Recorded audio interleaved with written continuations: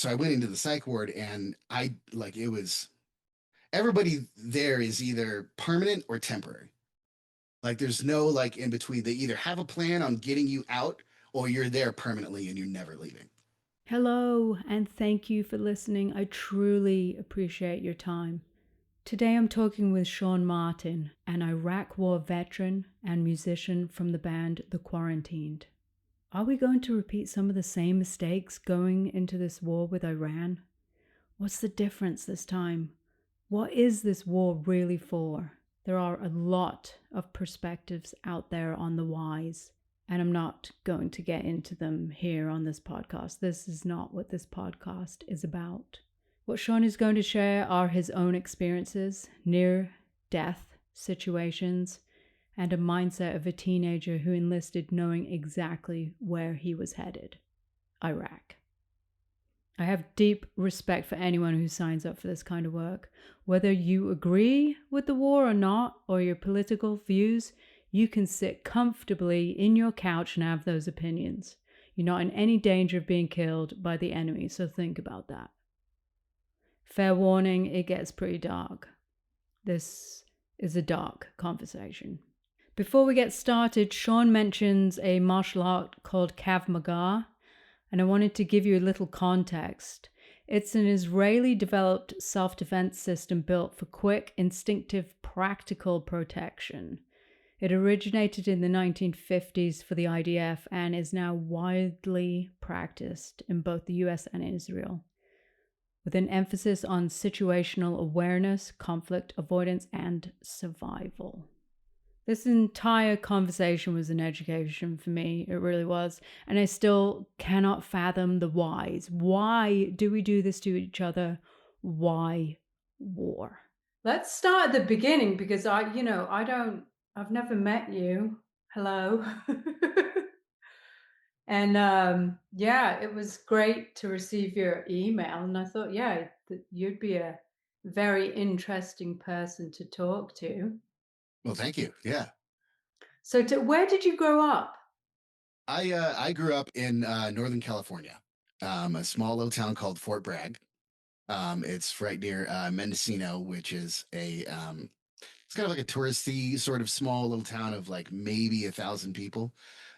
Fort Bragg is a little bit larger, but it's about 4 hours north of San Francisco and about 4 hours south of Eureka, right on the coast. Okay. Yeah, I have a friend who's a horticulturalist, and I think he went to Eureka for college. Yeah, Humboldt. Yeah, Humboldt, yes. that sounds exactly like a Yeah. lot of people in that area. Yes, the horticulturists, the biologists, marine biologists, especially. Yeah. Yeah. So you grew up there. Did you were your parents together or were Well, they? my dad died when I was 4, and my mom Oh, I'm sorry. remarried. It's all right. My mom remarried when I was about 9 or so, and we stayed in Fort Bragg my entire childhood. Okay. So it's like you knew everyone. Was it a close knit community? Oh yeah, yeah, and sometimes a little too close. Oh, everyone knew your business.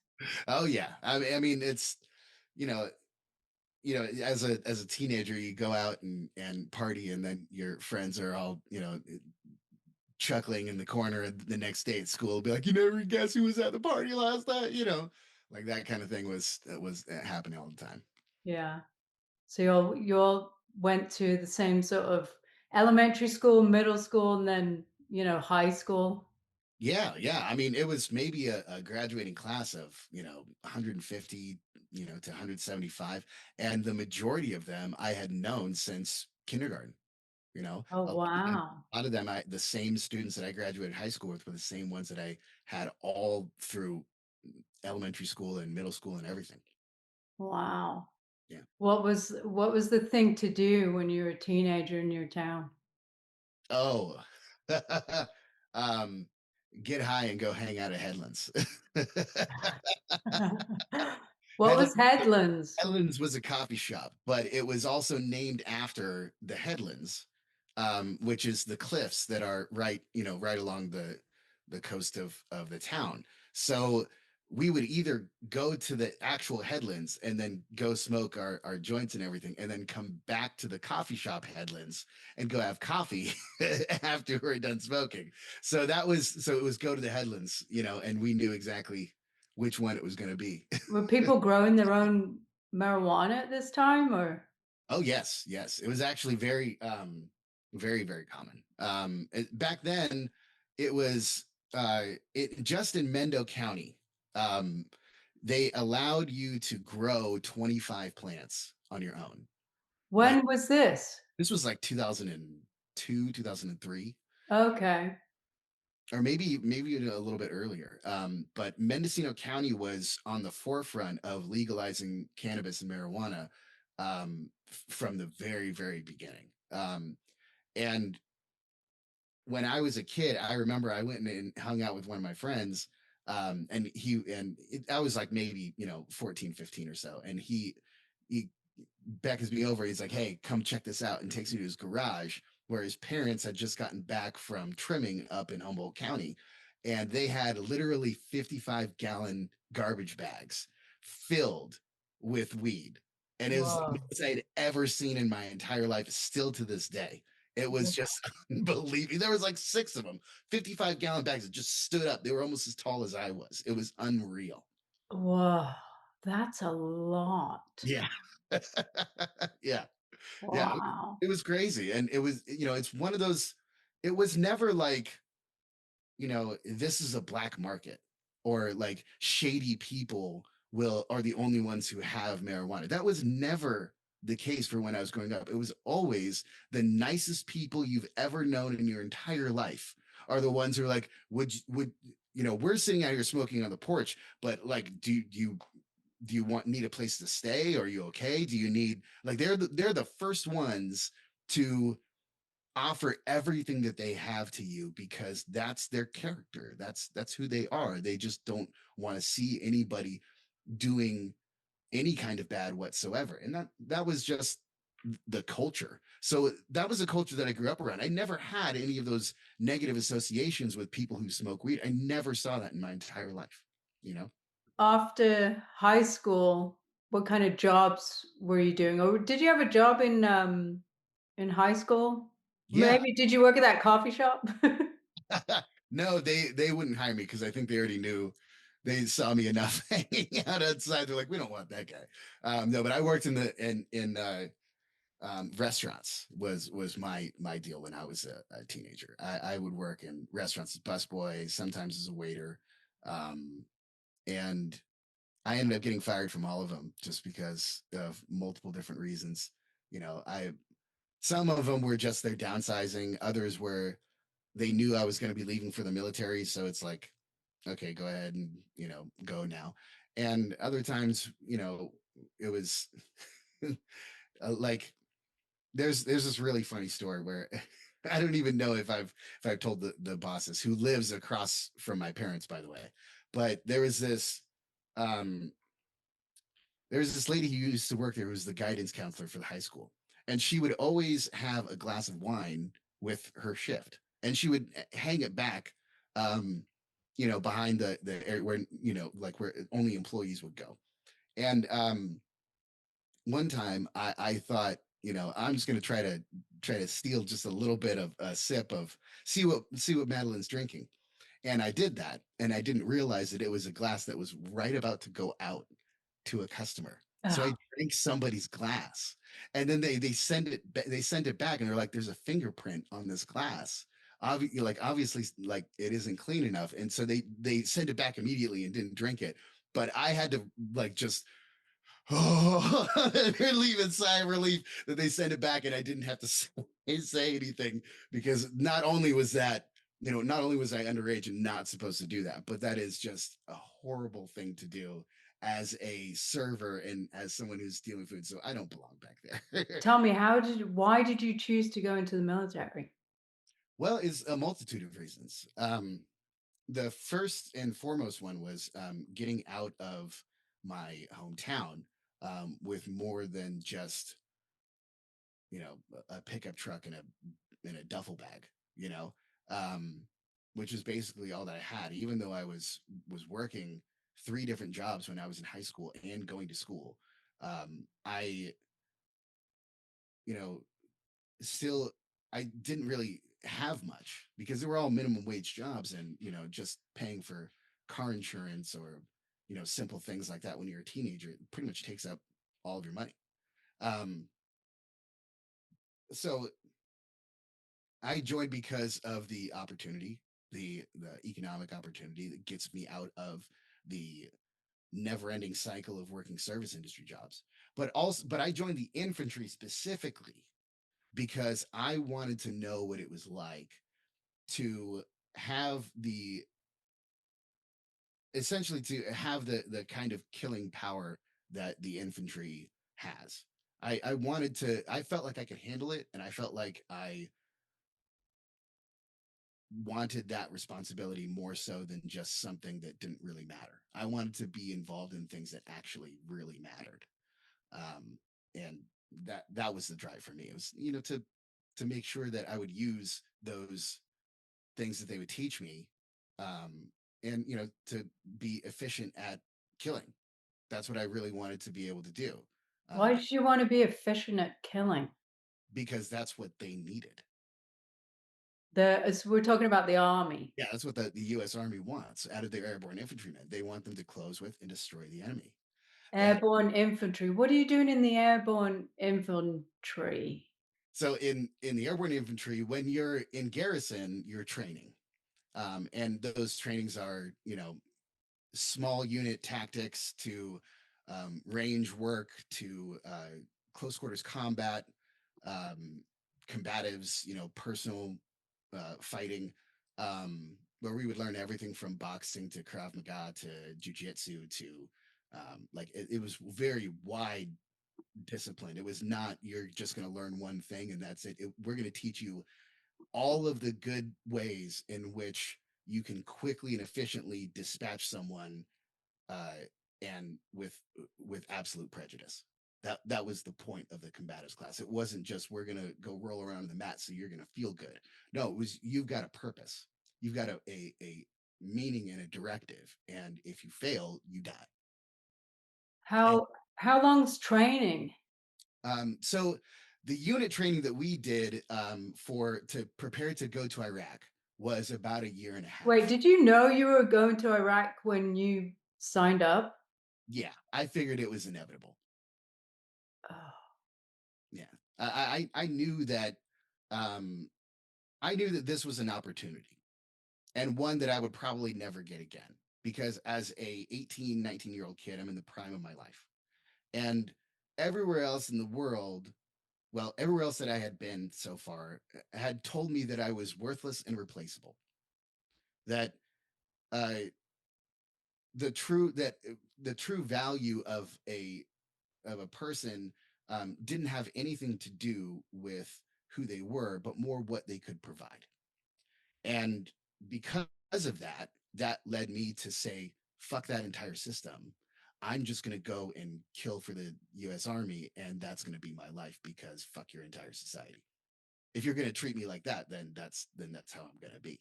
why did you feel like that? Was that the teachers at school? Was it just sort of the environment you were in? And it was the environment and what I was learning. Like I was learning about the injustices of the world. I was studying the Black Liberation Movement. I was studying, the American Revolution, the like what Indian and Native American culture was really like before we decimated and destroyed all 400 million of them. Like it was studying the things that school glazed over, because they weren't really that important to the Industrial Revolution.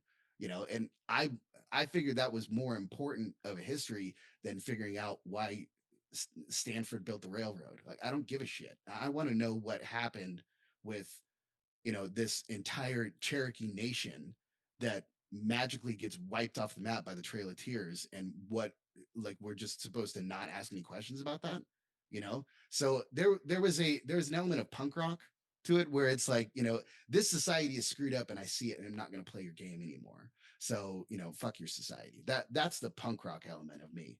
But there was also an element of wanting to contribute, and not just stand there with my middle finger up, but to contribute something and to get something out of it so I could be a greater version of myself. That was a significant pull, and it's still, I still uh, consider myself to be the eternal student. I'm always want to be learning. I always want to be knowing. I'd rather know than not know. Ignorance can be fixed. Stupidity is a lot harder. Wow. I mean, it's honorable to go into that profession to serve your country, but knowing that you would go to war, weren't you scared that you might die? No, I was looking forward to it. Holy crap. I'm not, I'm not kidding. Like there's, um, like I said, it was proven to me beyond a shadow of a doubt that men were replaceable, irrelevant, and replaceable. That's what That's a really horrible way of thinking. it is. It was, and absolutely, you're 100% right. And it's you're hyper focused on some particular things, but to convince someone that they have no value beyond what you can get them to do for you is obviously a culture based on manipulation. We can see that immediately, but as a 17-year-old, no idea. Hmm. So when they said, oh, you can jump high, oh, you can run fast, oh, you can run far, oh, you have a strength and a drive and a craziness that goes beyond normal people's understanding, you're exactly the kind of person we're looking for. You know, it was not just because I was young; it's because I was a little bit crazy. That's Yeah. what made me the Maybe you person. smoked too much marijuana. No, that brings me back to reality. If I had been smoking marijuana when I was in the military, I probably would have been a completely different person, you know. I'm sure they do drug tests, though, don't they? And they would never allow they would never allow someone to consistently smoke all the time. No. So, talk to me about your training. What did you say? Jujitsu? You learned jujitsu? Yeah, yeah. We learned all kinds of combatives. We learned jujitsu. We learned Krav Maga. We learned boxing. We learned Wait, what's that one? Crab Magal? Krav Maga. I've never heard of that. Yeah, that one is I people online will have to correct me if I'm wrong, but I believe it's derived from uh, Wing Chun, which is a uh, which is what Bruce Lee was popularizing in his time. And Wing Chun was more of a it was all about efficiency. Like Wing Chun is about doing the least amount of movements to cause the most amount of damage. And that's where Bruce Lee got his 1 inch punch thing from, where he goes there and just does the 1 inch punch. That's like the primo example of Wing Chun. But Krav Maga is, if I may be wrong about this, but it's another level of it that is focused on quickly and efficiently um, subduing or incapacitating your enemy as fast as possible. So Oh, it's all chokes, it's all arm bars, it's all throws and to get them vulnerable on the ground. okay. So, wait, how long was this whole training? Oh, it would go fast. So, for example, like just the combative thing that I'm talking about, that was like a month where we would show up. People train in these martial arts for years and years. Oh yeah, yeah. But we would show up at about 6 o'clock in the morning and not leave until about 3 or 4 in the afternoon, and we would be rolling all day. The end of the combative. This was, mind you, this is just for combatives. This is just for um, training in hand to hand combat. Um, we had like 50 people in our class, and so at the final um, the final test to graduate after getting punched in the face multiple times by award-winning boxers who were men and women, mind you. I got hit in the face really hard by a woman when I was trying to, go into the clinch. It was one of the exercises they had us do, and I heard everybody behind me go, "Oh!" So, like, and everybody, mind you, everybody is watching everything that you're doing when you. So it's not like a private class. It's everybody is seeing just exactly how because they're all learning from you. Hmm. But How many women were? oh, none. This was exclusively for this class was exclusively for combat arms, and the infantry at that point was male only. Okay. Um, but the trainers that we had were women because they're Golden Glove boxers. They they put some people down. It was really awesome to see. But the final graduation of this 1 month long class in combatives was you had to wrestle. You had to fight everyone in the class one after the other in a rotating manner, and you had to get them to tap. Get everyone in the class to tap and none of them would let you go easy. If you weren't actually like about to pass out, then you couldn't tap. Wow. So you do that 25. So if you fail, you get knocked out 25 times in a row. Whoa. I don't know a single combative sort of training or gym or dojo that would do anything like that. I don't know. How many times did your opponents tap out? Oh, eventually I got all 50. All 50 in one day? What are Yeah. you doing? The Gracie chokehold on them? Yeah, we learned every single one of them. We learned the cross collar, the rear naked, the side, like everything. We learned every different way in which it was possible to um, subdue, incapacitate, or knock out an enemy. Wow. So you got this is hand to hand combat that they're hoping will come in handy when you're on the ground in Iraq. Right, and it did. It did for me. Yeah, it saved my life. Wow. Yeah, So there's when we talk about airborne, I'm thinking of parachutes. You're yes, jumping out of planes. yeah. We're jumping out of C-130s or C-17s, which are the large fixed wing planes. Um, they can C-130s. I think they can carry like 150 troops or some. C-17s are like twice or three times as much. Um, So do you have guns? You got guns on you and a parachute? Always, yeah. So Always. so if you're doing a combat jump, you have your rifle in a like in this protective bag. You have your parachute on your back. You have your rucksack in between your legs to your front, and your reserve parachute in your middle, like right in the center of your stomach. So to walk around with all of that gear on is like everybody looks like penguins because they have to just waddle around because this rucksack is like 50 to 75 pounds and it's always hitting your knees every time you're taking a step. Just standing there is pure agony. like What's in the rucksack? everything that we would need, our sleeping bag, our food rations, batteries, extra ammo, anything that we would need to bring with us to complete the mission. How, Here's your packing list. how long would you have food rations for? Usually we would expect to be resupplied. So like we would take, two or three MREs and those would last for, we'd make those last for a day. A packet you open? Yeah, yeah. An MRE is a meal is called meal ready to eat. That comes with, a uh, what's it called? Protein? Oh no, it's way more than that. It's like a Oh, full on meal. Like you've got your entree, your snack, your bread that goes along with it. It's got little candies with it. They used to include cigarettes with them back in the day. Like it's everything that you need to feel like you have a meal out in the field. I'm just thinking of sachets you open and just Oh, suck on.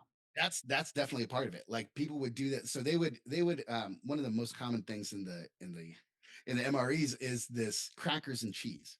And this nacho cheese sauce that is like the most plastic thing you could ever Yeah.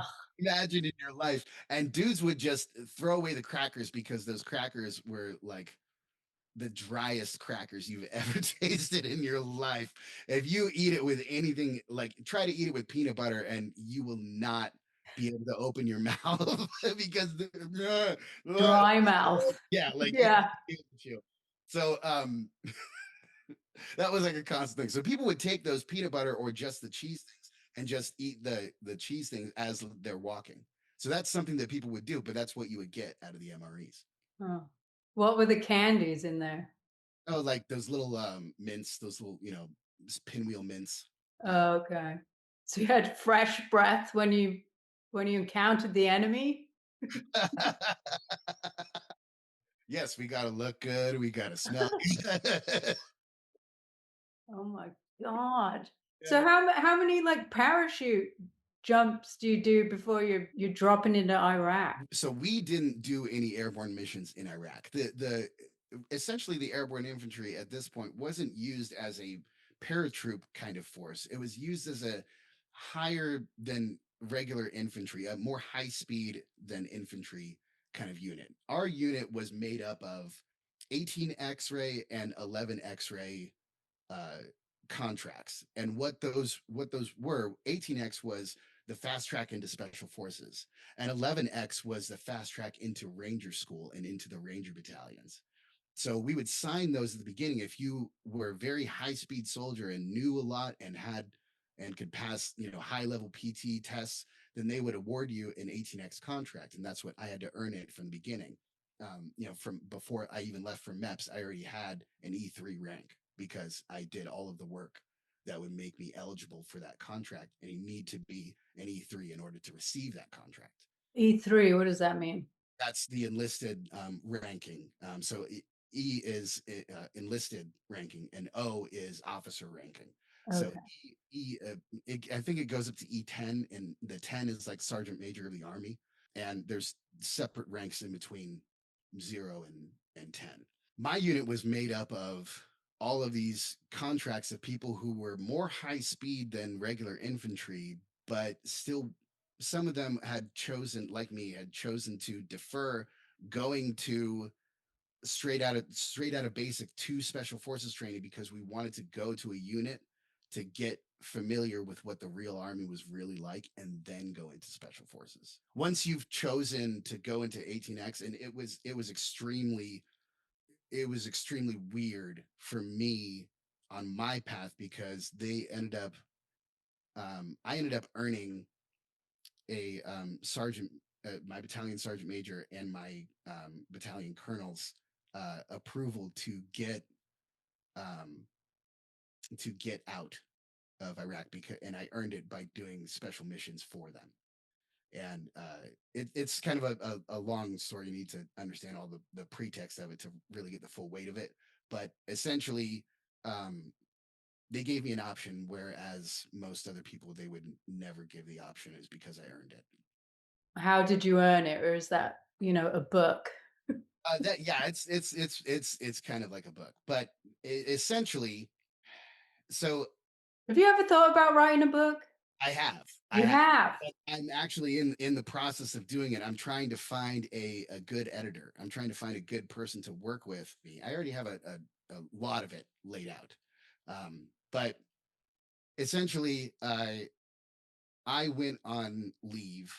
And when I went on leave, my unit made me go to psychological evaluation. And in that psychological evaluation, I had already, you know, done kinetic operations. I had already killed people. I had already been blown up. I had already been mortared. I had already been shot at. I had already had all of the infantry experiences that would make someone into a combat veteran. And this was all before my first legal drink. And the psychologist said, well, you definitely have PTSD. There's no doubt about it. With the stuff that you've been through and the stuff that you've already done, there's no doubt about it. And that information reached my unit before I got back to Iraq from leave, and they were already treating me like I was less than and didn't belong in the unit, even though I had trained with them the entire time. I'd killed for them already, and they just didn't give a shit. And that was really hard to take, but eventually that my punk rock side kind of kicked in, and I started to defend myself whenever I needed to, because infantrymen are, kind of in your face about shit. If they don't like something, they'll let you know. They're not going to be quiet about it. And so the people who weren't quiet about shit, and they were just obviously trying to goad me on, I'd end up having to crush their nuts. And so between the fights that I would get into with my unit because they thought that I wasn't up to snuff and that I'd have to prove to them that I was, eventually that shit didn't really fly anymore when you're out at a patrol base and you all need to work together. So they put me in the talk. And the talk is the Tactical Operations Center. It's where headquarters for the platoon and the company is. And when I was there, the sergeant major saw me, and I already had a previous relationship with him, in that he wanted me to be part of his. Well, I applied to be part of his security force, his personal security force. And the only reason why I decided not to do it was because I thought I wanted to be a team leader. But he respected that a lot. So when he saw me in the talk, he was like, "What the hell are you doing here? Why are they wasting you in the talk? You come with me." And so he started to give me missions that would set me up to be in special forces, like subterfuge missions, where I would have to investigate other US Army soldiers to find out, and specifically who was selling uniforms to the enemy, because they were, and it was coming Oh, from, really? and it was coming from our fob. And my job was to go and pass notes between the sergeant major and the officers who he thought were breaking the law by selling these uniforms. But we couldn't just go out and accuse them. So he would send me with the notes, and would have to remember every single thing that was in the room and then go back and report it to him, like Oh, everything. If I missed a single thing, like, it could have been catastrophic to the investigation. Um, then there was, investigating interpreters. Then there was, um, sitting in on battalion and brigade level operations orders and operations missions, and directing them when they had no idea about the local area, but I did, because I had been walking it for the last 7 or 8 months, with my unit. I was the only one in the room who actually had. So, even though I was only an E4, that was why I was there. So it was put in all these really weird situations, and then they sent me on a mission, essentially, to go pull guard on this, what turned out to be a triple agent who was playing us. He was playing the measure of the insurgency, and he was also playing the local community, um, acting as a go-between, but really setting everybody up to get killed, because a triple agent? he was a true psychotic. He had been driven psycho because his whole family had been killed. Everybody had been killed by either us or by the insurgency, and he just didn't give a shit anymore. And this was an American in your. Oh, no, no, this was a local national who was he was a former professor at Baghdad University. The dude spoke 4 languages. He was, if he wasn't so damn paranoid about everything, he would have been one of the smartest dudes I'd ever known in my entire life. Ideologically aware of how messed up everybody really was. Oh, And I'm sure. because Oh, from every side, right? and he grew up in Iraq. Yeah, grew up in Iraq, He'd seen he'd obviously seen a lot. Oh, yeah, his whole family had been killed? yeah, yeah. Like his daughters, like everybody in his extended family had been killed, and he had nothing left but to fuck with us. And to make and his goal was essentially to kill as many people as possible and to never let them know. And that was the mission that they had put me on, was that he was going to call in a vehicle ID to blow up the North Gate, including himself. Holy shit. I was the one who was pulling guard on him, and he was supposed to call it in when I was there. And I happened to interrogate him and find out that part of the mission, and that was not something that the sergeant major had told me. So I put it together. The sergeant major had deliberately and purposefully sent me to my death. What? So, and then I ended up negotiating with him that he would give me 5 seconds after I left. And after I left, I felt the VBID blow me forward. And I was maybe a solid, 30 feet away from it when it blew up. And it was massive. I will never forget the feeling. Like, it literally pushed me forward. It felt like I was running for a couple of seconds, even though I was just walking. It was huge. Oh And it my was at the North Gate. god. So um, I I ran back to the sergeant major and told him everything that was going on, and then said, "You sent me to my death, you motherfucker." And I got into it with a sergeant major, and mind you, anybody who knows the military, you don't talk to higher officers like that. But I didn't give a shit at that point. It's like I known beyond a shadow of a doubt that they were trying to get me killed, deliberately and purposefully, and me personally, not just anybody, me personally. So um, Your own sergeant major was trying to get you killed. yeah. So once I took that back to them, I demanded an audience, a secret audience with the battalion commander and the sergeant major, and we were going to go through everything that happened. And I was going to give them my ultimatum, which was, you guys, uh, with all of this information that I have that is showing the duplicitous nature of your guys' operation, meaning just the relationship between the colonel and the sergeant major, because the colonel had no idea what the sergeant major was doing, no idea. And when I finally laid everything out for him about all the missions that he had been having me do and all the different investigations that I was doing and finding out everything that I had known, um, and he didn't know any of it, he essentially said, "All right, I'll give you a deal. We'll give you a recommendation from me and the sergeant major to go into special forces and get out of the 3rd or the 509th as soon as you get back home. You'll be able to go right into special forces training. You'll get everything you ever wanted. You'll get a recommendation from me." And mind you, that colonel was a former special forces. He was tabbed. So he had pull within the community.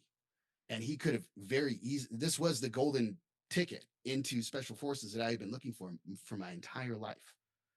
From the second that I knew that it existed, that's what my entire life had been bent towards. But I knew that if I couldn't trust them, how the hell am I supposed to trust any of those people who supposedly where he's coming from? If they're just like him, I'm going to end up dead. Let's back up a bit. So you're in Iraq. Your sergeant is basically sending you on clandestine missions that his superior doesn't know about. Yeah, that was much later in the deployment. That was not like the start. that was very very close to the end. Like I left in August 28th, and this was like July. Okay. And how long had you been in Iraq for at this I had time? been there since October 4th of the year before. Okay. So October 6th, 2006 until August 28th of 2007. And you narrowly escaped a mortar attack. Yeah. Actually, there was well, there's IEDs, there was mortars, there was ambushes, which included IEDs and small arms fire. Um, What's the difference between an IUD and a mortar? so an IED is yeah, an IUD is different. Yeah, I used to That's have one. yeah, right. Yeah, they're good. They do good things. Yeah. But no, this IED, an improvised explosive device, is the acronym.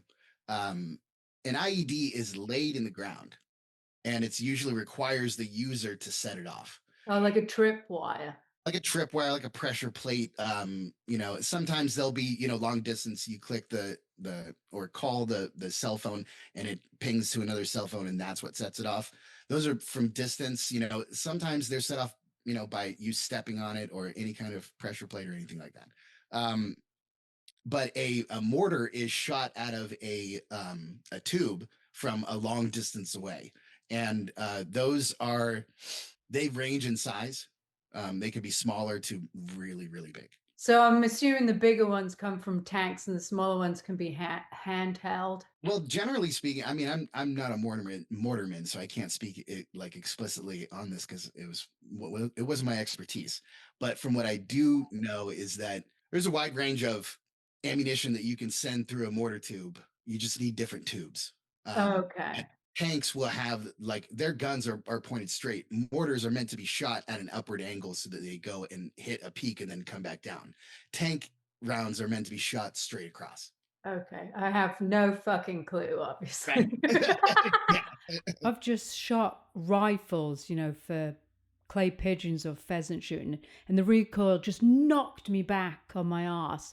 So I'm having a hard time understanding how someone could just hold something so massive. I'm just getting caught up in the details. No, it's okay. It is it's a weird thing to put your mind in. Like for a civilian, you don't really think about these things because they're not like part of something in which shit has seriously gone awry if you're having to deal with any of this. Yeah. So so it is like a mental vacation to be like, how in the hell does this even work? And from its very simple level, it is what's going on is very complicated. It's all physics.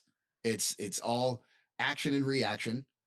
The scientific principles definitely apply to just about everything that you're doing. So you need to know that, and that will determine what your next action is. And just the headspace you're in, just the yeah, the PTSD. I mean, more people know about it, but you were describing just the shame that people had around it, and it's just absolutely natural to feel like that when you're in these environments. This is not a natural environment to be in war. Right, right. And what I came to find was that PTSD is not just simply being afraid of things, and that's the most common thing for people to be like, the joke that they'll be like, "Oh man, that scared the shit out of me. I might have PTSD after this. You crazy, you got me." Like that. That's a very common thing I have heard people of all different stripes, and none of which were trying to use it as some kind of like negative thing. None of them were ever using it that way, but that's how it was used. But that's not what PTSD is. PTSD is when your nervous system stops functioning normally to normal stimuli. Like your fight or flight stimuli is fucked. It gets kicked in whenever the hell it wants to, like at any moment. And sometimes it's not always fight or flight. Sometimes it's fight, flight, or freeze. And if you're trained to fight, guess what you're going to do all the time? You're gonna fight. That's right. So there is, for me, there's no, like, I don't get super scared about shit. If something is coming at me, I'm gonna face it. Like that's because that's how I got through everything. You know, didn't matter if it was a Humvee that was about to burn me alive, and I had to dislocate my shoulder and pull the door open so that I could actually get out of it, or when someone attacked me and in my sleep, and then I had to attack them back, or when the ambush was starting, we had to return fire, and there was somebody hanging out, and so I took the shot. It's all of these things were going after it, not because I was afraid, but because I saw it needed to be done. And that's the mentality that you have to be in. Fear doesn't matter. Your death doesn't matter. That's not something that you worry about as an infantryman. You know that your family is going to be taken care of if you die. You know that the rest of the people around you will pantheonize you for forever if you die. So there is no, like, yeah, there's a fear that you won't see your loved ones again, but to die in glorious combat, that's an infantryman's fucking dream. Like that's what we get told is the best way to go ever. Yeah, I mean, there's glory and dignity in that, and honorable. Right. Just that point of view, not you don't have the fear of death, really. Yeah. Yeah. You lose it after a while. You don't, it is on a level of psychosis. It to me, I it's something that it's not rational. It's not like you read a book and then all of a sudden you understand it and be like, oh, I don't fear death anymore. You're like, no, it's from a series of experiences, and it's part apathy, and it's part courage, and it's part just straight up grit and determination. Like, I'm not gonna let you kill me. No, you know? And that's, you start to use your brain instead of your heart. You start to use your mind instead of your feelings. You start to prioritize realistic results and based off of science instead of just, I feel this and so they need to feel what I'm feeling. No, none of that matters. None of that is a part of it. And every bad relationship that most civilians ever have, if somebody pisses you off, you go, I hope they feel as bad as I do. That's a common thing for people to feel when they're going through any kind of pressures or whatsoever. That doesn't exist in the infantry. It doesn't exist in that infantryman's world. There is no emotional revenge. It doesn't work that way. It's just exacted based off of reality and evidence, and that's it. There is no feelings about it. It was weird when I started applying them, when people started to give me shit, and then I would start using my feelings to inform how I would fight them. That's when it started to matter. But before then, in the missions, your feelings don't matter. Jesus, we're in such a generation of feelings right now, I'm sure. Right, right. It's kind of like it was a little weird to me to step back into the civilian world where people were. I was just coming from an area where they literally didn't give a shit that I had the list of symptoms of PTSD and that I needed some kind of help or anything. They just said you don't get anything, not counseling, not medication, not nothing, because we do any of that, then it looks bad on us. You don't want us to look bad, do you? That was literally their argument. That was the psychologist's argument to me in Iraq, and I was like, the fuck is the matter with you? You know? And I was the odd one out. I was the weirdo because I was telling them that their understanding of what PTSD was wholly insufficient to what it actually was. And when I got back to the civilian world, everybody was like, well, yeah, of course you were right. What like they didn't get it, they didn't get what the problem, the same way that you're feeling right now. But that's how it was. And the army never gave you psychological, mental health treatment I didn't get any of that until I got to the VA. The VA was extremely up on top of it. Like they until you got out of the army, then you I got out of the army, then the VA was like, "Oh, we've got all of these different things for you." And is some of it, that different now, or is this it's not until you get out you'll get the help you need?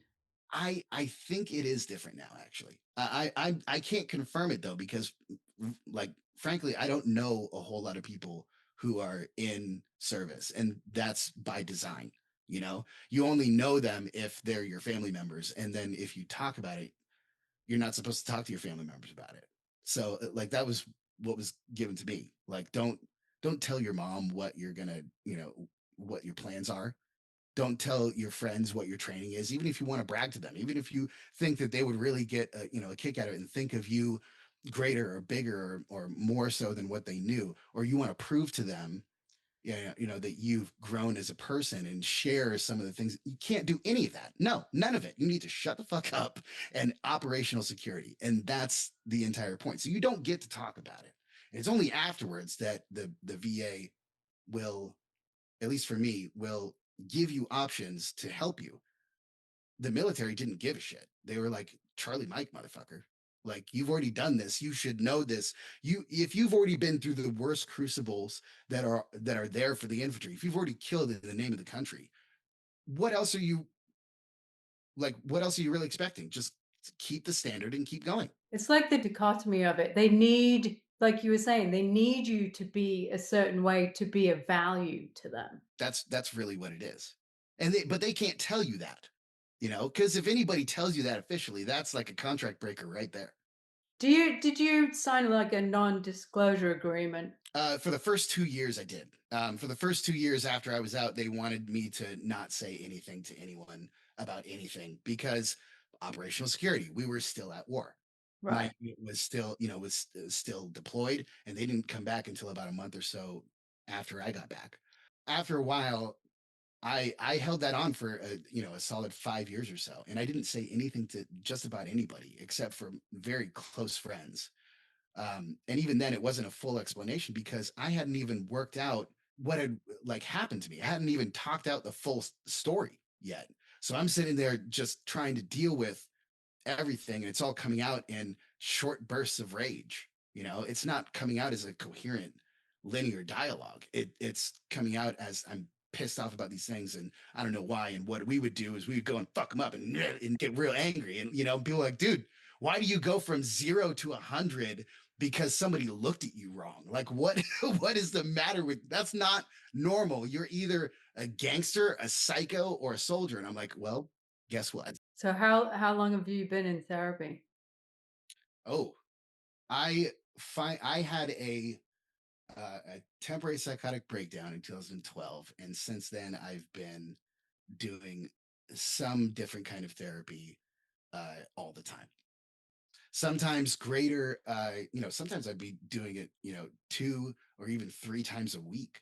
There's a good section there where, of years, solid 5 or 6 years where I still keep the reminders for the therapist that I would see every week as a reminder to myself, look how far you've come.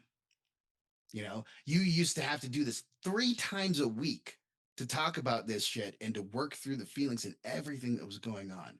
And now I can get by with a lot longer in between the therapy sessions, but I am practicing every single day. What did that psychotic breakdown look like? I started stalking like the night essentially. So I lived in Los Angeles and I lived in at the time I lived in North Hollywood. And in 2012, North Hollywood was actually kind of a nice place to be. It didn't really have a whole lot of homeless people. There was it's relatively there's gangs and stuff around, but it's not really like really overt over there. Like it's not like a heavy presence. You feel like you're in a suburb when you're in North Hollywood at that time. And so I felt I was out there stalking and looking for enemies who were trying to kill me like on the street. And so I was questioning, like, I'd be walking by people and Did I you would, own a gun? no, I didn't. Good. At that point, I knew like there's no way if I go and get a gun, that's going to be trouble, you Yeah. know? Um, I knew that I wasn't stable enough and I knew that my judgment was off, but at the same time, I was experiencing a major psychological issue where I was, seeing things that weren't there, hearing things that weren't there, reacting to things that um, way overreacting to things that didn't need that, putting myself in unnecessary danger just fucking because, and I didn't even realize what I was doing. Um, Patrolling North Hollywood at night, just yeah, just like like you were still at war or I something. was still at war. Yeah, like I was doing a mission. Like I would go and find cover and concealment and stay there and watch people like sit in a bush for a really long time and watch the street and make sure that it was safe, and then I would move on. That's what I would do. It was really, really at like How long did you do this for? for a solid like week and a half before before my friends of mine were like, "Where have you been?" And I've been like, nowhere. And they're like, "No, really, where have you been? What have you been doing? You haven't said a thing in like 2 weeks. What the hell's going on?" And then I would tell them, they'll be like, "Dude, you need to go. You need to go to the VA right now. Like, this is not normal." And so I did, and then I started to get on the path to help. Um, and coming around to those first, at first they put me in the VA psych ward at in West Los Angeles, which is right off of Santa Monica Boulevard. So I went into the psych ward, and I like it was everybody there is either permanent or temporary. Like there's no like in between. They either have a plan on getting you out or you're there permanently and you're never leaving. Ugh. So you would see the people, man, and I'll never forget this one. This one blew my mind. So there was this old guy who was he was an old guy and Vietnam veteran, and would always have his shoe and was be constantly looking at his shoe. And I always wondered what what the hell like what is that like where. And so one day, as the new person in the psych ward, not knowing how to deal or how to talk with anybody, I decided to strike up a conversation with him. And what I found was people hadn't really been able to have like a really deep conversation with him because he was very dismissive of everybody. What I found out was this dude was an infantryman in Vietnam. And the reason why he was constantly checking out his shoe and looking at his shoe because he wanted to make sure that the body parts weren't on his shoe anymore. Oh my God. 40 years. 40 years. That's how long he was doing that. He was caught in that loop for 40 years. Oh, Jesus And Christ. when I saw that, I was like, dude, you better get help because if that's going to be you, you might as well give up right now. You can't let that happen to you. You have to rise above this Oh, because there was no rising above it for him. When he got out, they treated him like absolute shit. They had zero things. They didn't even understand what PTSD was. They didn't even give a shit. They're like, oh, you're fucked up? Okay, good. Go here. They didn't even care. Like, he didn't even start getting treatment until 20 years. oh, That's why he didn't want to talk to any of the nurses because he didn't trust them. yeah. But he has to be there because the VA has to take care of the people who they break. Fuck. Yeah. That's what I saw on the first week that I went into the psych ward, and Did they that give you meds? thanks. Oh yeah, they gave me lots of meds. You know, they tried lots of different things, and in the end, we've come to a consensus on the best medication for me, and it's very simple. And so I'm glad that I will be proud to say and come out and say that I am taking medication for my PTSD, and it is making my life better, but it is not making it just gone. I still deal with it every single day. Yeah. This morning, in fact, I had to deal with it today. What's the medication called? I don't want to give that information. Oh, okay. I didn't mean to pry. No, it's okay. I'd just rather not in a public forum. So you're taking medication and it's working for you, and that's excellent. Yes. I'm glad that's working for you. Did it take you quite a while to get on the right medication? Yeah, it took a Yeah. long time, and a lot of resistance from me too. Like I didn't trust medication, you know, because they had given me stuff that didn't work, and it turned me into a zombie, and it ruined like a whole semester of music school for me because I couldn't get like there's a whole bunch of it where I don't even remember a lot of it Oh, wow. because the medication was taking me right out of it. Like I would go and I would show up and I'd be like, "Yeah, I'm cool, man. I don't know what's going on." They'd ask me a detailed question. I'd be like, "I don't know." And as you can tell, I'm a very articulate person. Like I can explain things as I need to. But then if you're just like, then that's not the same person, you know. No. No. Um, so there was a learning curve, and I took a good long break from them and just did it all on my own for a good long while. You should be proud of yourself, mate, for getting the help you needed. And I know you're really into music. You're a musician. Music is magic, don't you think? Music is magic. You know, I was a musician since when I was 4 years old and singing in community choirs. But I started really being a musician when I was 12 years old when I picked up guitar. So before I went into the military, I was already musically inclined. But once I was able to connect the therapy that was being presented to me and the techniques in singing that overlapped. Like, for example, the breathing exercises, diaphragmatic breathing exercises, when you get yourself ready to perform, are the exact same exercises that you do to calm yourself down from PTSD. So, those diaphragmatic breathing exercises that they teach you in therapy, well, you can teach yourself to sing with those same exact exercises. So, once I started making those connections on the connection that music has to therapy for myself and started using it to get myself to another level of ability and understanding. Um, that's when I finally realized um, that I don't have to be subject to the whim of my nervous system anymore. That I can actually be in front of it and not just be subject to it.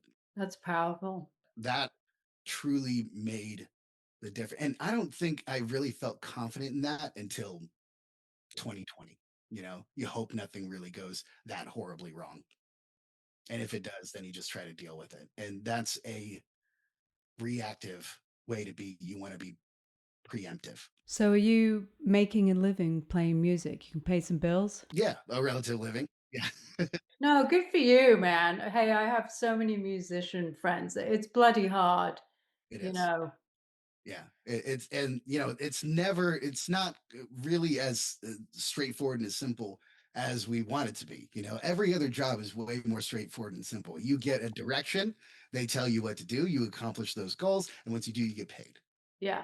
No, There's it's not. a hustle. It's a hustle. Yeah, yeah. There is a hustle aspect to it, and I see the hustlers doing their thing with it because it is what it is. Um, but there's another way of doing it, and for me, I don't want to hustle people. I No, don't. I didn't mean it in a No, I know, derogatory way. It's but more than a 9 to 5 is what I meant to say. It's but there are people who live it that way, where it is a hustle, and I know them. Like they do that. Um, I mean, hell, that was Tupac's entire game. He would say, "This is a money hustle. I'm writing rhymes and saying these things and living the persona that I am because it makes me money." he was a poet though. The dude was way deeper than his persona would ever let him be. But once he was able to start dropping the persona a little bit and starting to be him, that's when you really saw the like, a whole other level of artistry, not just about describing the tough reality, but describing interpersonal relationships, like the song Changes. That shit is off the hook and is timeless because he was focused on something greater than just money and bitches. Self-serving. Money and bitches. Right, right. And he was able to recognize that before he died. He was able to recognize that hip hop can be used to elevate people instead of just describe the worst parts of society. Yes, we can describe the things that are bad, but we still benefit from because we do those bad things good enough. That's, yeah, a good majority of Tupac's repertoire. But there is also a whole lot of uplifting songs that he has that show a human side to what he would see as his society as being kind of heartless, and he would try to show the human side to the heartless society that he Yeah, grew up in. And absolutely. that's beautiful. That's beautiful art. Yes, absolutely beautiful. I'm so glad you brought up Tupac. Yeah, that Dear Mama will have me in tears. Always does. Keep your head up. Yeah, he's got a lot of socially conscious songs, tracks. He really does. Hey, so we're coming to the end of our interview, and I ask all my guests the same questions. What moves you? What music is moving you? What's on your playlist? What do you go to? I have to think about that for a second. An album that I listen to that is like listening to someone tell me my own military story back at me, which is Avenged Sevenfold City of Evil album. That album came out right when I was in Iraq. And I remember going to the Haji Mart, the place where the local nationals that we called the Haji Mart, which is kind of a derogatory term, I know, but that's what we called it. It was the local market where people would come in and sell us, different things from the local community. And one of the things that they would sell us would be bootleg DVDs and CDs. And so I bought the City of Evil album just to hear it because it was like one of like six or seven that I was buying just, in bulk just because. And when I put it on, it was it it transformed everything about how I saw everything so much clearer. And it just describes the situation, not just of the from the perspective of a soldier, but also from the perspective of a civilian in a war. And that's what makes the album greater than life. And I love that album. And that album will, whenever I put it on, it takes me right back and it motivates me and it inspires me. Yeah. Um, I just can't say enough good things about that album. I love it and sing along with it. Like I can't help but sing along with it. Um, and even if I don't even sound good, like I don't even give a shit.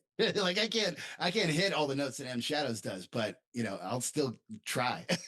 you know, it's it's one of those it's one of those albums that every song on it has a deliberate purpose and delivers like a really interesting perspective, even though the music is, still very much the same. It's not like they're changing genres a lot, you know. Um, there's still pretty straight ahead rock music that's fast and very moving and heavy riffs and lots of solos and dual guitar solos. Lots of every song is like that. But Do you know if any of the members served in the military? that's a good question. It's something that I've wanted to ask them. And strangely enough, two of the guitarists from Avenged Sevenfold, Zachy Vengeance and Sinister Gates, were both studied at MI, where I studied. I went to MI, and so did they. They were up on the walls when I went there. Um, I don't know how they nailed it that great, and I'm pretty sure none of the members actually served in the military, but they have very much so orientated themselves in that arena of, I mean, rock music for soldiers. Like they even did they were one of the first like bands to be pantheonized in a video game because they did a song for Call of Duty. And like at the end of the campaign, you see some of the characters from the campaign like jumping along to Avenged Sevenfold playing one of their songs. So they were embedded into that branding, I think, from that album. But I don't know how they did it, but they nailed it better than I could, and I went. What are you doing with the quarantine lately? You got Yeah. a new album out? Yes, yes, we have a version to normalcy out. It's just below maybe 50,000 or so streams, below a million streams collectively for the album. Hey, that's Uh, good. yeah, yeah, I'm really excited. That's something to be proud of. Yeah, absolutely. I've never had a record go this far before, and it has been a really amazing experience to watch it go as far as it has. Um, I'm I'm looking to I'm looking at a lot of things. Where the a lot of the promotion and stuff from the podcast. This is something that I really like to do. Is just talk with people. And we're planning on tours. We're planning on more videos, social media content, and we're looking into the ways to make DIY musicianship and DIY music business an international affair, not just something that you can do locally. I'm trying to refine the process to make people more accessible, not just to their local area. Because the stories that I've got are, to me, they're human stories. They're not just for one particular community. They're for all the communities. I think everybody needs to know and understand what what it was like for the people who we sent to war to go on a blood errand, and we need to know what that means, and what the price and the consequences was for that war, because it was the longest war in American history, and the majority of people have no idea what the hell it was even about, or who was even fighting it, or who we were fighting, because they just said the insurgency. The hell does that even mean? Most people don't even know Yeah. what the hell that means. They wouldn't know that it's a conglomeration of war fighters from multiple different countries in multiple different areas. That's the simple explanation. But was that given on the news? Hell no. So, No. I want to give people and start opening up a conversation for people to start actively being inquisitive about what it was like being a soldier, but also what it's like being a musician nowadays, where you can make an entire career in all of your content just on your own. You have the powers of Beyonce and her record label, but it's in a computer now, and you don't have to have any of the the middlemen in between it.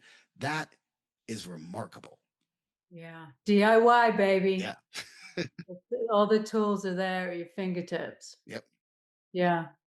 I thank you so much for chatting with me. And I really appreciate your story. I really appreciate your vulnerability and I just wish you enormous success. And I learned so much and thank you. Oh, thank you. I really appreciate you for having me. It's been a fantastic conversation. Thank you so much. Oh, you're welcome. Thank you.